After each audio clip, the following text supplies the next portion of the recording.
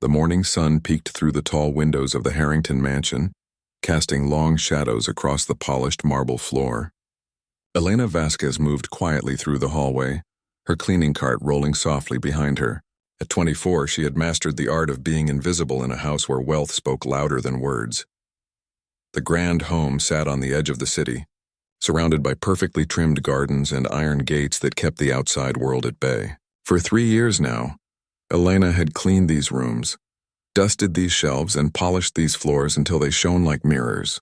The Harringtons paid well, better than most families who hired help, but the invisible wall between employer and employee stood firm and tall. "Good morning, Mrs. Harrington," Elena said with a small nod as she passed the lady of the house in the hallway. Kathleen Harrington looked up from her phone, her designer glasses perched on her nose. "Oh, good morning." She paused as if trying to remember something. "Elena, isn't it? Could you make sure the guest rooms are ready? We're having important visitors this weekend." "Yes, ma'am. I'll take care of it right away," Elena replied, her accent still noticeable despite years of practice. Mrs. Harrington nodded and continued walking, already back to typing on her phone, the conversation forgotten as quickly as it had started. Elena watched her go, used to these brief exchanges that reminded her of her place in this world of luxury. The guest rooms were on the 3rd floor, spacious and elegant with views of the garden. Elena pushed her cart into the first room and began her routine, changing sheets, dusting surfaces, vacuuming carpets. The work was simple but demanding, requiring attention to details most people would never notice. As she worked, Elena hummed softly to herself, a melody from her childhood that came to her in quiet moments. Music had once been the center of her world, a dream she carried from her small apartment in Buenos Aires to the music school where she spent every afternoon as a child. Her mother had cleaned houses to pay for those lessons, believing her daughter's talent would open doors to a better life. Elena paused by the window, looking out at the clear blue sky. How different her life had turned out from those early dreams. The economic crisis back home had forced her family to make hard choices. Her father lost his job, her mother fell ill, and suddenly, piano lessons seemed like a luxury they could no longer afford. At 18, with her family struggling to keep their small apartment, Elena made the difficult decision to leave Argentina and find work in America, sending most of her earnings back home.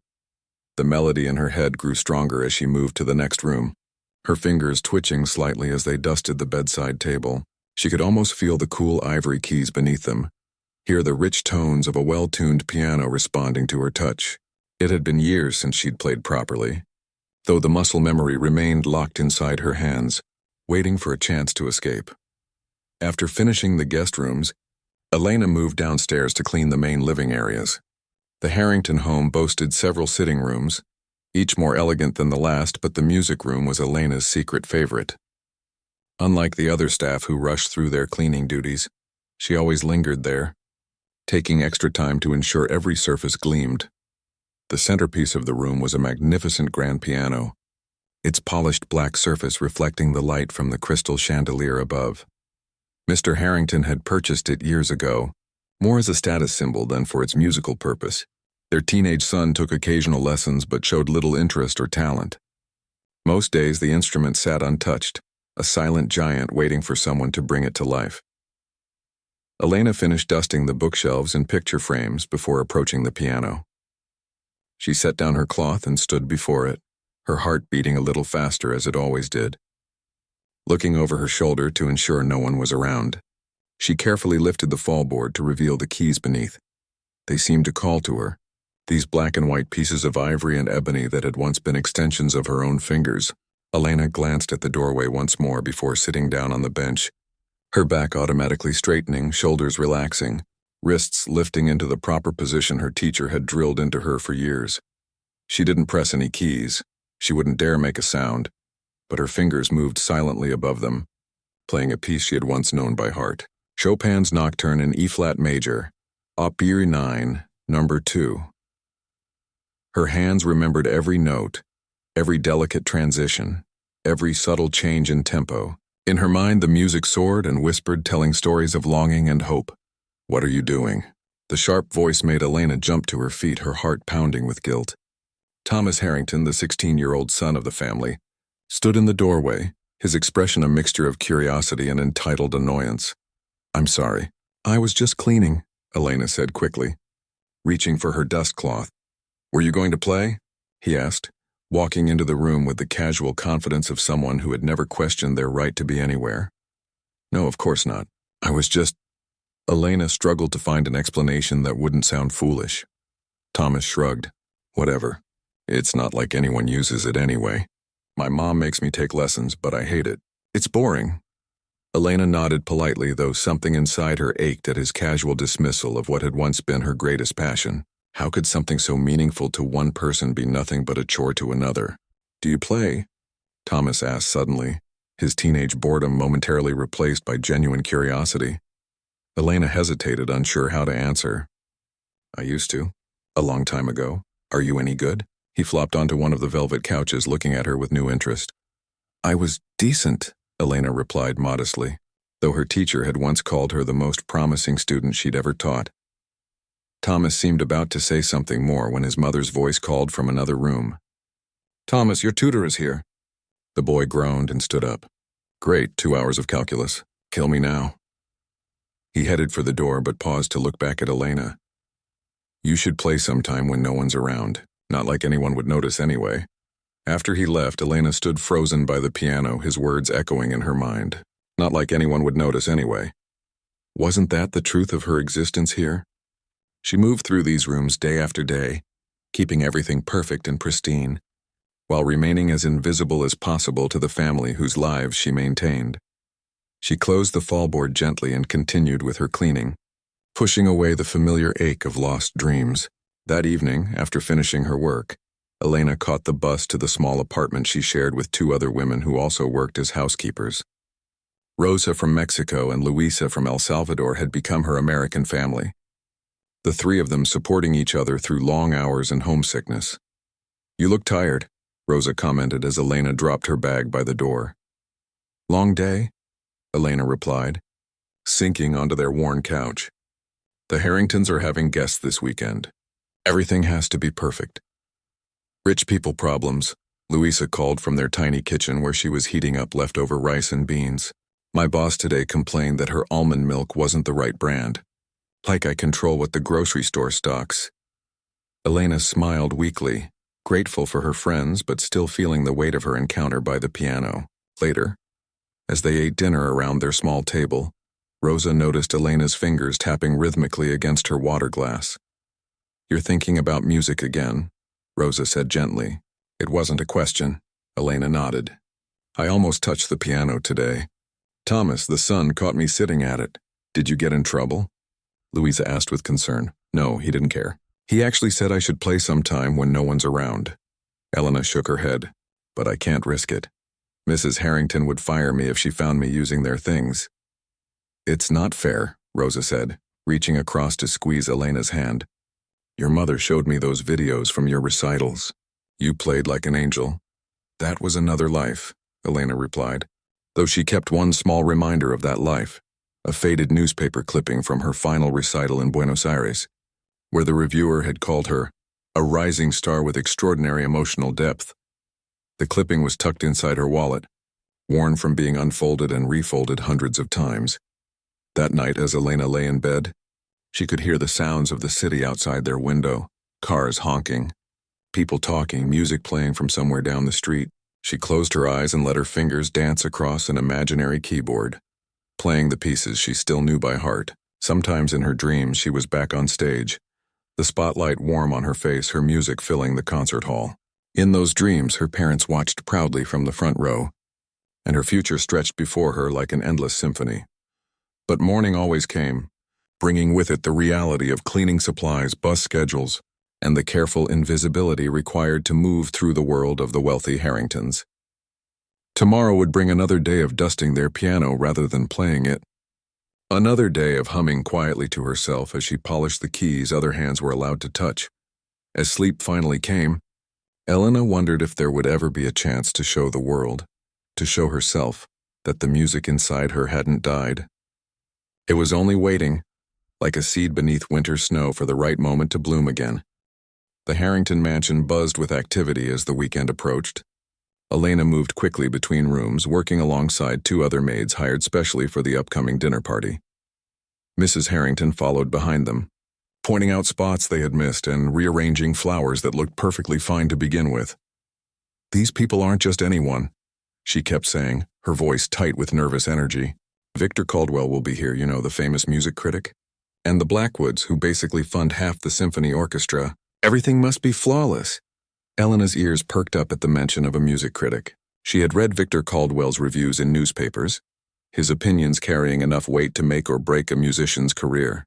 His words were often sharp as knives, cutting down performers he deemed unworthy of their acclaim.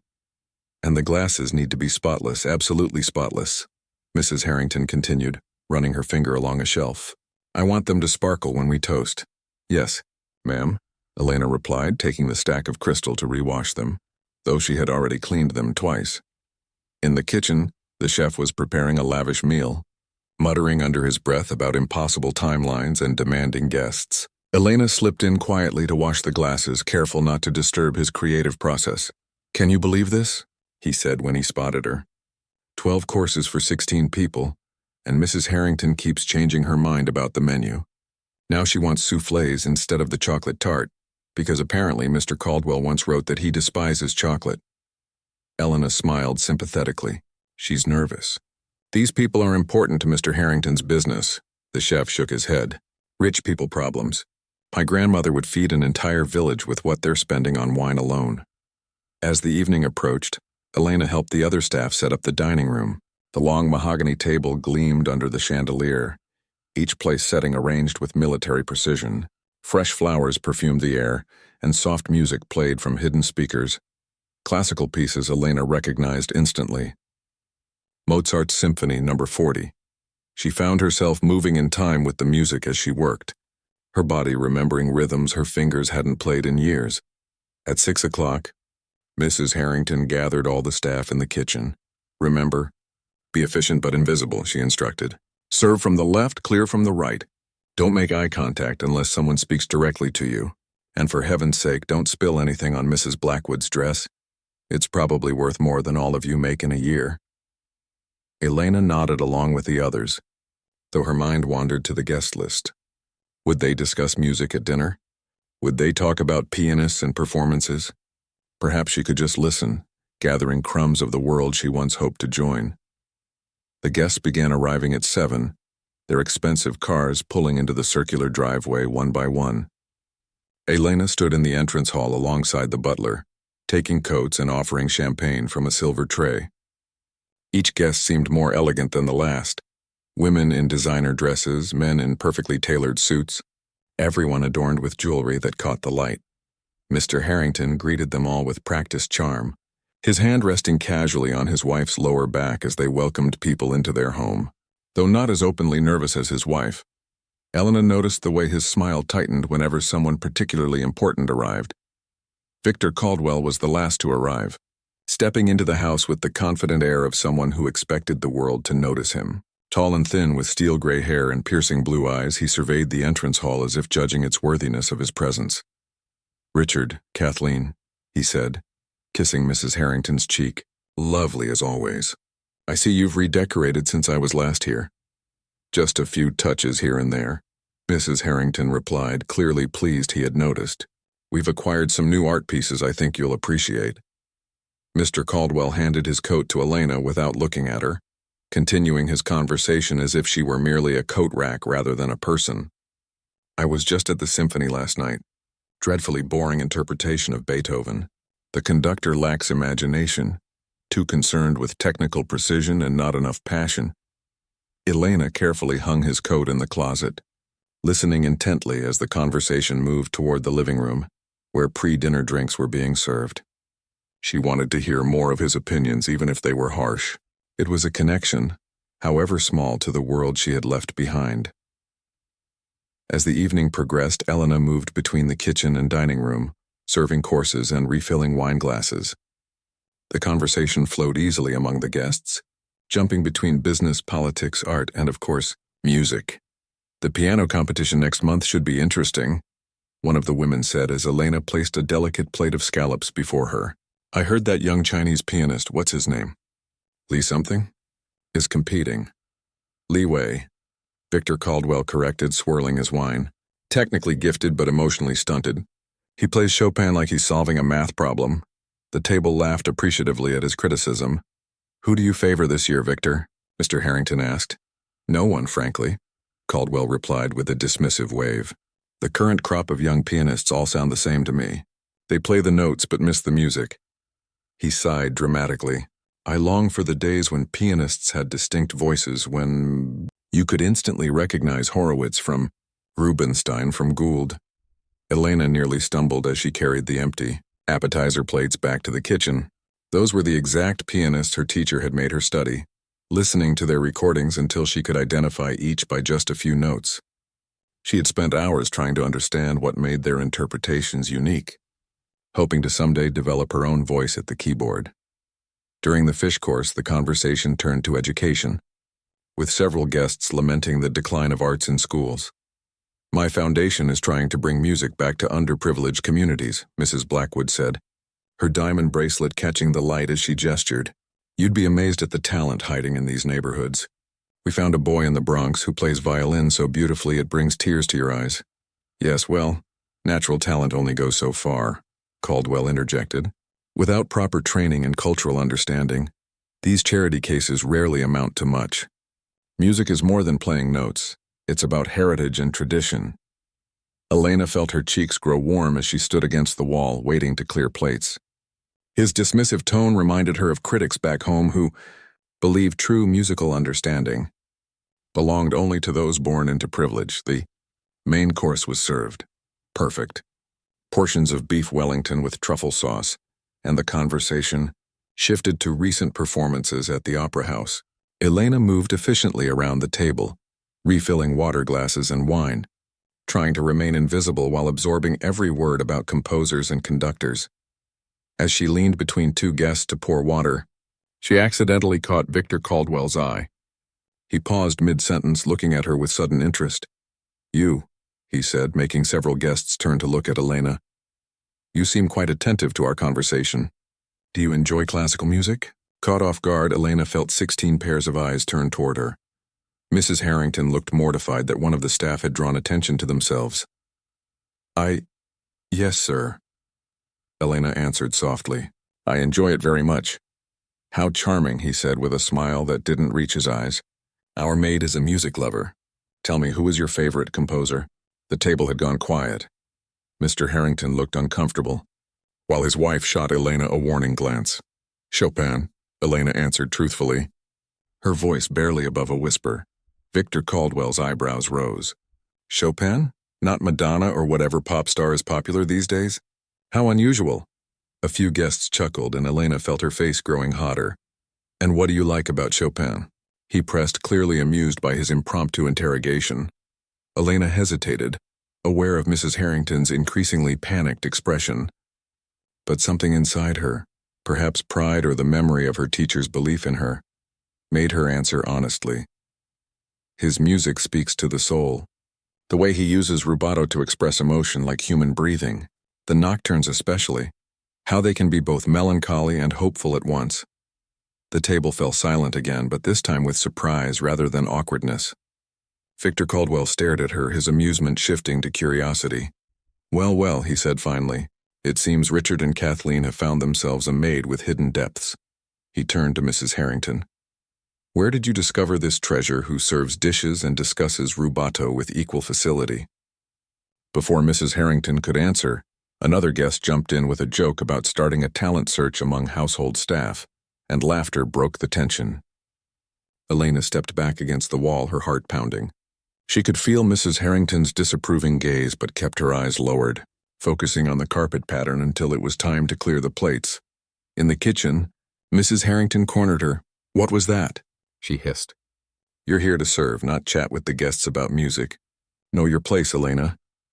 I'm sorry, ma'am, Elena replied, the familiar weight of shame and frustration settling on her shoulders. He asked me directly. I didn't want to be rude. Just stay in the kitchen until dessert, Mrs. Harrington said, rubbing her temple. I'll have Peter serve the next course. Elena nodded, fighting back tears as she began rinsing plates. The chef gave her a sympathetic look but said nothing, knowing better than to get involved. As she stood alone in the kitchen, Elena could hear the muffled laughter and conversation from the dining room. Once again, she found herself on the outside looking in, punished for momentarily forgetting her place. She thought of her father's words when she called home feeling discouraged. Remember who you are, Elena. Your circumstances don't define you. Taking a deep breath, she straightened her shoulders. One day, she promised herself, one day the music inside her would find its way out again. Elena remained in the kitchen through the cheese course, arranging dessert plates with trembling hands. The chef glanced at her occasionally but kept his focus on the delicate chocolate soufflés that had replaced the originally planned tarts. Don't let them get to you, he said finally, carefully removing the perfectly risen soufflés from the oven. People like that, they think knowing about wine and music makes them better than us. Elena nodded but didn't respond. She understood Mrs. Harrington's anger. The invisible line between staff and guests existed for a reason, and she had crossed it. Yet the memory of Victor Caldwell's surprised expression when she'd spoken about Chopin gave her a small spark of satisfaction. "They're ready for dessert," announced Peter, the other server poking his head into the kitchen. He gave Elena a curious look. "What did you say to upset Mrs. H? She's been tense ever since you left."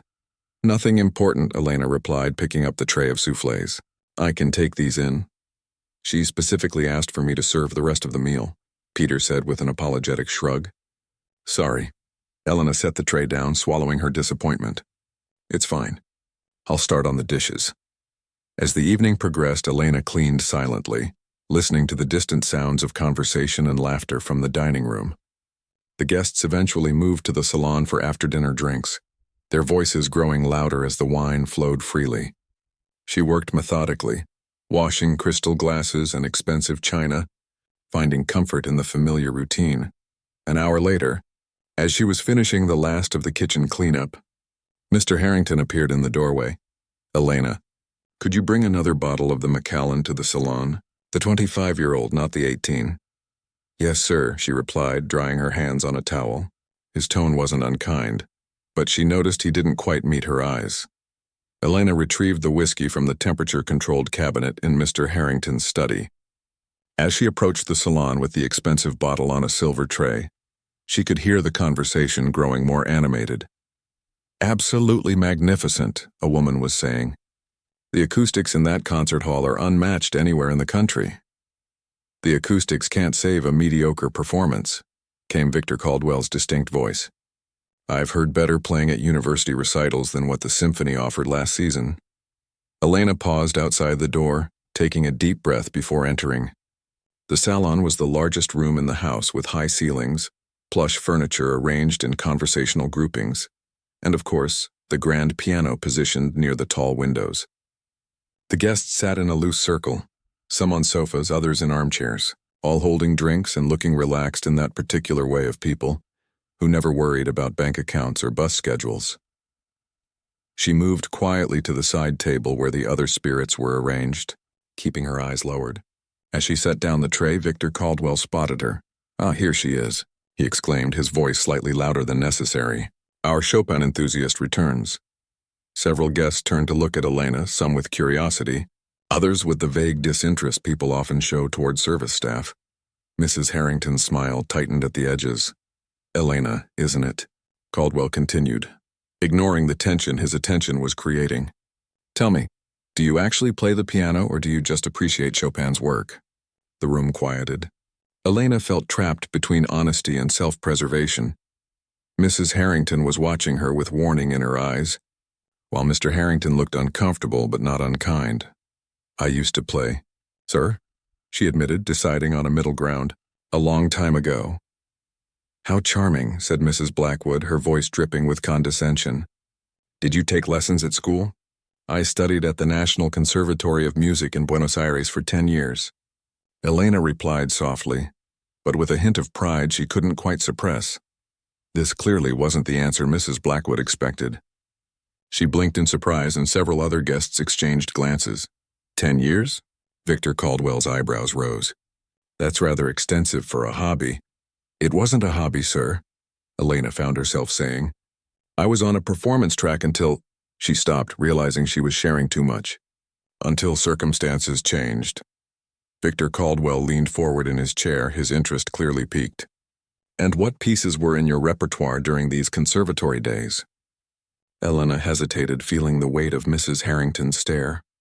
She shouldn't be having this conversation. She should excuse herself and return to the kitchen.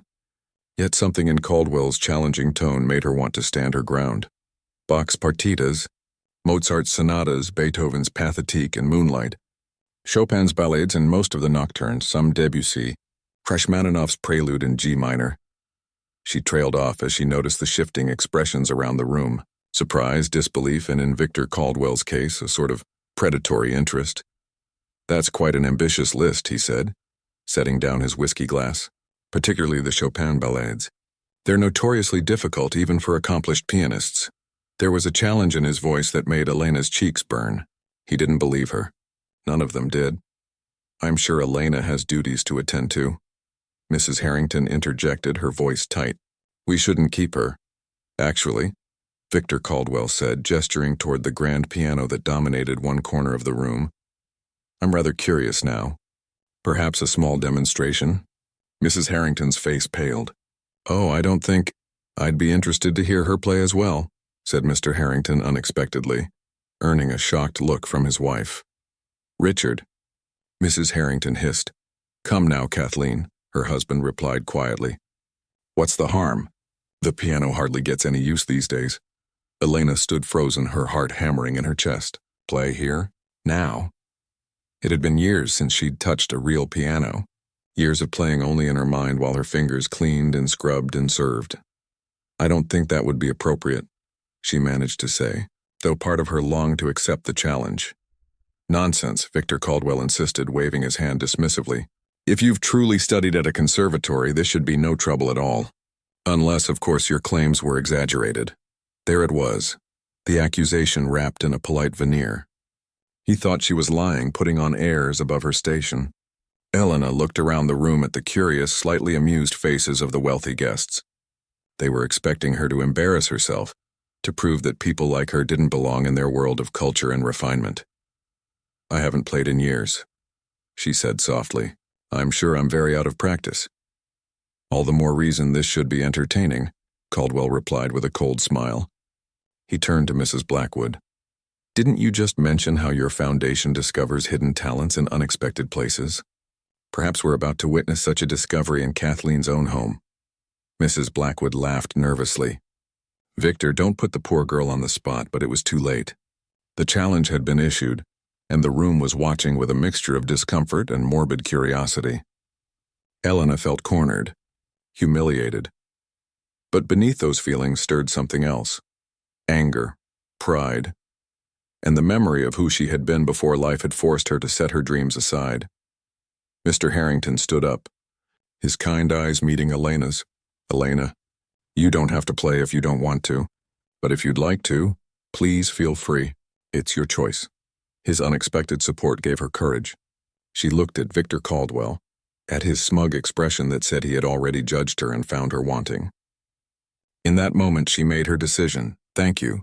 Mr. Harrington, I would like to try if you don't mind. The guests shifted in their seats, surprise and interest replacing their previous indifference. Mrs. Harrington looked like she wanted to object, but remained silent. Her social graces preventing her from creating a scene in front of her important guests. Elena walked slowly to the piano, her uniform suddenly feeling too tight, too restrictive. The grand piano gleamed under the soft lighting, its lid propped open to reveal the complex machinery within. She sat down on the bench, adjusting it slightly as she had done countless times during her conservatory days. The keys before her were familiar strangers. She rested her fingers lightly on them, feeling their cool smoothness. Would her hands remember? Could music still flow from fingers that had spent years cleaning rather than creating? What will you play for us? Victor Caldwell asked, his tone suggesting he expected her to choose something simple, something beneath his sophisticated tastes. Elena thought for a moment, considering her options. She could play it safe with a basic piece, lowering expectations. But something in Caldwell's challenging stare made her want to prove herself. to show him and everyone else in the room that she wasn't just the help to be mocked and dismissed. "Chopin's Ballad Number 1 in G minor," she said clearly, meeting his gaze. Victor Caldwell's eyebrows shot up. "An ambitious choice. One of the most challenging pieces in the piano repertoire. Are you certain?" She nodded, turning back to the keyboard. It was indeed ambitious, perhaps foolishly so. The piece required not just technical skill, but emotional depth and musical maturity.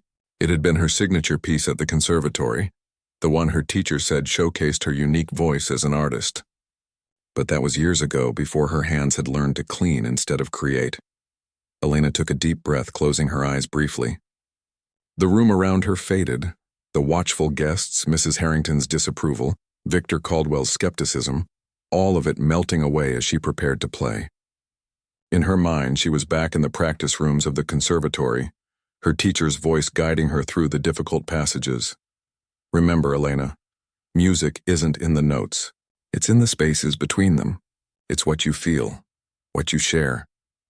She opened her eyes, placed her hands in position, and began to play. The first notes hung in the air like delicate crystals. Elena's fingers trembled slightly, adjusting to the weight of the keys. Heavier than she remembered, more responsive than the phantom keyboard she had practiced on in her mind for years. She played the opening G minor chord softly, tentatively, like someone testing cold water with their toe before diving in. A hush fell over the salon. The clink of glasses stopped. Conversations died mid-sentence. All eyes turned to the unlikely figure at the piano, a maid in a simple black uniform, her hair pulled back in a practical bun, seated before an instrument worth more than she would earn in a decade. As Elena moved into the piece, her initial hesitancy faded. Her muscle memory awakened, fingers finding their paths across the keyboard as if guided by an invisible map. The gentle, questioning melody of the opening theme flowed from her hands, building slowly but with growing confidence. Victor Caldwell sat forward in his chair, his expression shifting from smug expectation of failure to puzzled attention. He had anticipated awkward fumbling or simple childish playing. What he heard instead were the unmistakable signs of classical training: proper phrasing, nuanced dynamics, a clear understanding of the piece's architecture. Mrs. Harrington's tight expression gradually softened into surprise. Mr. Harrington smiled slightly, his eyes never leaving Elena as she played. The other guests exchanged glances, their earlier amusement replaced by genuine interest. As the piece progressed toward its first climax, Elena's body swayed gently with the music. Her eyes closed briefly during a particularly expressive passage, her face reflecting the emotional journey of the music. This was no mechanical reproduction of notes from a page. This was storytelling through sound, joy and sorrow, hope and despair, all conveyed through the rise and fall of melody. The first technically challenging section approached. Rapid descending scales followed by leaping arpeggios that required precision and control. Elena had once practiced these passages for hours, her teacher standing beside the piano counting rhythms and correcting finger positions. Now, years later, she faltered slightly, missing a few notes in the left-hand pattern. A small smile flickered across Victor Caldwell's face, as if he'd found the flaw he'd been expecting. But Elena didn't stop or apologize. She pressed forward, finding her footing again, her concentration deepening as she navigated the difficult passage. The music built in intensity, the simple melody transforming into complex emotional statements. The middle section arrived, darker, more turbulent, and Elena leaned into the keyboard, her body now fully engaged in the physical demands of the piece. Her hands stretched for wide chords, fingers flying across rapid passages, the piano responding with rich, resonant tones that filled the high-ceilinged room. Mrs. Blackwood's hand moved unconsciously to her heart. Another guest closed his eyes, transported by the unexpected beauty emerging from what had begun as an uncomfortable social challenge. Even the staff, Peter and another maid who had been clearing glasses at the doorway, stopped to listen, standing transfixed by their colleagues' hidden talent. For Elena, the world beyond the piano had disappeared. She was no longer in the Harrington salon being judged by wealthy guests. She was back in the music, back in that place where nothing existed except the conversation between composer, performer, and audience. All the years of cleaning, serving, and hiding faded away. This was who she truly was, The piece moved toward its most demanding section, where technical difficulty and emotional expression reached their peak. Elena's breathing quickened, her body tense with concentration. Her hands flew across the keyboard in dramatic octave runs, the music surging forward with unstoppable momentum. A slight stumble in a particularly difficult passage caused Victor Caldwell to raise an eyebrow, but the minor imperfection only highlighted the humanity in her playing. This wasn't the note-perfect execution of a recording. This was real music-making with all its risk and vulnerability laid bare. As she approached the final moments of the piece, Elena's entire being seemed transformed. Her usually stoic face now openly expressed every emotion in the music. Her shoulders, typically held tight with the tension of someone trying to be invisible, were now fluid and expressive. Her hands, so often occupied with dusting and cleaning, now created beauty with every movement. The piece raced toward its conclusion with increasing urgency, cascading figures, dramatic chord progressions, the return of earlier themes now charged with new meaning. Elena drew every possible color from the instrument, from thundering bass notes to crystalline high-register passages that seemed to float in the air. The final chords resonated through the room, powerful and definitive. As the last notes faded into silence, Elena's hands remained poised above the keys, her eyes still closed, her breathing uneven.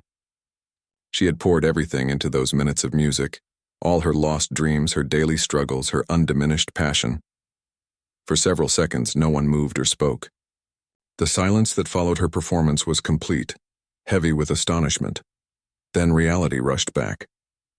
Elena opened her eyes, suddenly aware again of where she was and who she was. The enormity of what she had just done, playing this difficult piece after years without practice in front of a music critic and a room full of wealthy art patrons, crashed over her. Her face flushed hot with embarrassment. Had she made a complete fool of herself?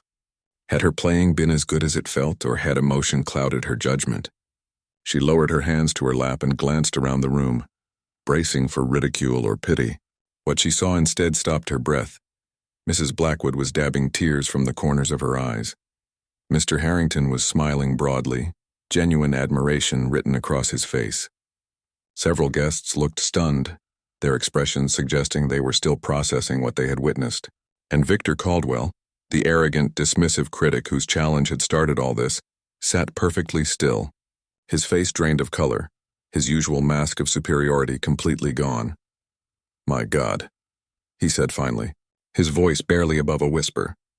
"Where did you learn to play like that?" Before Elena could answer, the room erupted in applause. Not polite, patronizing applause, but genuine, enthusiastic appreciation. Mrs. Harrington looked shocked, but joined in the clapping, social instincts overriding her earlier disapproval. "That was extraordinary," said one man Elena didn't recognize. "Absolutely extraordinary."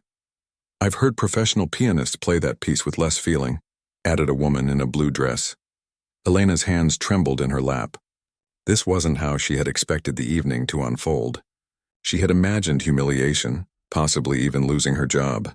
Instead, she found herself the center of admiring attention from people who, minutes earlier, had barely acknowledged her existence. "I don't understand," Mrs. Harrington said, looking confused and slightly flustered. "You never mentioned you could play like this. All this time cleaning our piano." "It wasn't relevant to my job, ma'am," Elena replied softly. Victor Caldwell rose from his chair and approached the piano. His usual arrogance had been replaced by something else, genuine curiosity, perhaps even respect. "Your technique is understandably rusty," he said, his professional critic's voice reasserting itself. "There were missed notes in the development section, and your left-hand work in the coda lacked some precision." Elena nodded, accepting the criticism without argument. She knew better than anyone where she had faltered. "But," Caldwell continued, his tone softening unexpectedly, "your musical understanding is remarkable. You play with rare emotional intelligence." That final section, he shook his head, seemingly at a loss for words, which Elena suspected was unusual for him. "Who was your teacher in Buenos Aires?" "Sofia Mendoza," Elena replied. Caldwell's eyes widened in recognition. "Mendoza?" "She studied with Claudio Aro himself. She rarely accepts students." He looked at Elena with new respect. "You must have shown extraordinary promise." Mrs. Blackwood approached, still dabbing at her eyes. "My dear, that was simply beautiful," Why on earth are you working as a housekeeper with a gift like that? The question hung awkwardly in the air. Elena's shoulders tensed. How could she explain the complex web of economic necessity, family obligations, and visa restrictions that had led her here? How could these people, with their privileged lives and financial security, possibly understand the choices she had been forced to make? Life doesn't always go as planned, she said simply. Mr. Harrington studied her thoughtfully. How long has it been since you've played regularly? Almost 5 years, Elena answered, remembering the day she had played her last recital in Buenos Aires, unaware that it would be her final performance for years to come. 5 years? Victor Caldwell looked genuinely shocked. With no practice? And you can still play the ballade like that? He turned to the Harringtons. Do you have any idea what kind of talent you have serving your dinner? Mrs. Harrington looked uncomfortable, caught between her role as employer and this new, unexpected situation. Mr. Harrington, however, smiled warmly at Elena. Would you play something else for us? He asked. Elena glanced at the clock on the wall, nearly 11. She should be finishing the kitchen cleanup, preparing for tomorrow's breakfast service. Mrs. Harrington followed her gaze and had the grace to look slightly ashamed. Yes, please play something else, she said, her voice softer than Elena had ever heard it. The dishes can wait. Elena turned back to the keyboard, her fingers hovering over the keys. The sensation was both foreign and deeply familiar, like returning to a childhood home after years away. She felt a freedom she hadn't experienced since leaving Buenos Aires, the freedom to be fully herself, to express the music that had always lived inside her. Perhaps a nocturne? She suggested. Opus 9, number 2? Without waiting for an answer, she began to play the familiar, gentle melody. As the sweet singing notes filled the room, Elena felt something crack open inside her, a wall she had built to protect herself from the pain of lost dreams. The music flowed through that crack, carrying with it a flood of emotions. Grief for what she had lost, gratitude for this unexpected moment, and something else, something she had almost forgotten: hope. The Harrington house felt different the next morning. Elena arrived at her usual time, quietly letting herself in through the service entrance, but something had shifted in the atmosphere. The usual routine, preparing breakfast, tidying rooms, dusting surfaces, seemed strange, as if she were playing a role that no longer fit. The events of the previous night felt like a dream. After her second piece, the nocturne, the guests had bombarded her with questions about her musical background, her training, her life in Argentina. Mrs. Harrington had eventually ended the interrogation, reminding everyone it was getting late, but not before several guests had pressed business cards into Elena's hands. My foundation would be very interested in speaking with you, Mrs. Blackwood had said. I have connections at the music school, another guest had offered. They have scholarship programs for exceptional talents. Most surprisingly, Victor Caldwell had pulled her aside as the guests were leaving. You have a rare gift, he'd said, his earlier condescension completely gone. It would be a tragedy if you didn't pursue it. Call my office next week. He'd handed her his card with a private number scrawled on the back. Elena had accepted the cards politely but with caution. Life had taught her that sudden opportunities often disappeared just as suddenly. She had gone to bed in her small apartment, her mind racing, unable to sleep as her fingers continued to play phantom melodies on her worn bed cover. Now, as she prepared the kitchen for breakfast, she wondered what would happen next. Would the Harringtons pretend the evening had never occurred? Would they be angry about her stepping out of her place? Or would this be a turning point the moment her life changed direction again? She heard footsteps and turned to find Mr. Harrington entering the kitchen, earlier than usual and without his customary newspaper. Good morning. Helena, he said, his tone different from his usual distracted greeting. Good morning, sir, she replied, instantly alert to the change. He poured himself coffee from the pot she had just brewed, then sat at the kitchen island instead of taking it to his office as he normally would. That was quite a revelation last night, he said after a moment. I've been thinking about it all morning. Elena nodded, unsure how to respond. Was this a prelude to dismissal? Why didn't you ever mention your talent? He asked, genuine curiosity in his voice. She considered her words carefully. It didn't seem relevant to my work here, sir, and... She hesitated, then decided on honesty. In my experience, employers don't usually want to know about their staff's personal lives or past accomplishments. Mr. Harrington winced slightly. I suppose that's fair. He sipped his coffee. You must think we're terribly self-absorbed. The directness of his comment surprised her. I think everyone gets caught up in their own world, she replied diplomatically. It's human nature, he nodded thoughtfully. Perhaps, but still, to have someone with your abilities cleaning our house for 3 years. He shook his head. It seems wrong somehow. It's honest work, Elena said, a touch of defensiveness in her voice. Nothing wrong with cleaning houses. Of course not, he agreed quickly. I didn't mean to suggest otherwise. It's just, he searched for words. It seems like a waste of your particular gifts. They fell silent. The kitchen clock ticking loudly in the quiet morning. Mrs. Harrington's voice called from upstairs. Asking about breakfast, I should get back to work, Elena said, turning to the stove. Yes, but this conversation isn't finished, Mr. Harrington said, standing. Kathleen and I would like to speak with you later today, if that's all right. Elena's stomach tightened with anxiety, but she nodded.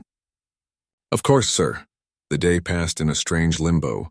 Elena went through her usual tasks, but her mind was elsewhere, alternating between reliving the triumph of the previous night and worrying about what the Harringtons might want to discuss. Would they ask her to leave? Would they feel uncomfortable having a maid who had suddenly revealed herself to be something more? In the afternoon, while changing linens in the guest rooms, she heard the piano being played downstairs. She paused, listening. It was Thomas taking his regular lesson, the simple exercises sounding hesitant and mechanical. His teacher's voice drifted up the stairs, patient but firm, correcting his fingering and timing. Elena resumed her work, remembering her own childhood lessons. How her mother had worked extra cleaning jobs to pay for them. How her father had built her a practice keyboard from wood when they couldn't afford a real piano. How her teacher had eventually taken her on as a scholarship student, recognizing what she called Elena's rare musical intuition. At 4 o'clock, Mrs. Harrington found Elena organizing the pantry. Elena, Richard and I would like to speak with you in the study, she said, her tone giving nothing away. Yes, ma'am. I'll be right there. Elena wiped her hands on her apron, straightened her uniform, and took a deep breath. Whatever was coming, she would face it with dignity. The Harrington study was a handsome room lined with bookshelves and dominated by a large desk. Mr. Harrington sat behind it, while his wife stood by the window. They both looked up as Elena entered. Please sit down, Mr. Harrington said, gesturing to a chair opposite his desk. Elena perched on the edge, her back straight, hands folded in her lap. The formal setting made her feel like she was being called to the principal's office, though neither of the Harringtons seemed angry. First, Mr. Harrington began, I want to apologize for what happened last night. This was not what Elena had expected. She blinked in surprise. You were put in an uncomfortable position, he continued. Victor Caldwell's challenge was inappropriate and potentially humiliating. I should have shut it down immediately. It's not your fault, sir, Elena said. Mr. Caldwell was just being Victor, Mrs. Harrington finished with a hint of a smile. He's always been impossible. Still, we should have protected you from that situation. It turned out all right, Elena said softly. More than all right, Mr. Harrington agreed. You were extraordinary, which brings us to why we wanted to speak with you. Here it comes, Elena thought. The awkward conversation where they explain why they can no longer employ her now that she's stepped outside her role. Victor Caldwell called me this morning, Mr. Harrington continued. He was quite insistent. Apparently, he's on the board of the Thompson Music Foundation, which provides support to promising musicians.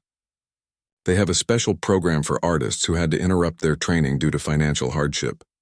Elena's heart began to beat faster. He wants you to audition for their scholarship program, Mrs. Harrington added. Full funding for advanced study plus living expenses. He what? Elena couldn't process what she was hearing. It seems you made quite an impression, Mr. Harrington said, smiling. He called you, let me get this right, a diamond buried in domestic servitude. Dramatic as always, but I think he genuinely believes in your talent. This is... Elena struggled to find words. I don't know what to say. There's more, Mrs. Harrington said. Mrs. Blackwood called as well. Her foundation wants to feature you in their annual fundraising concert next month. It's quite a prestigious event with significant exposure.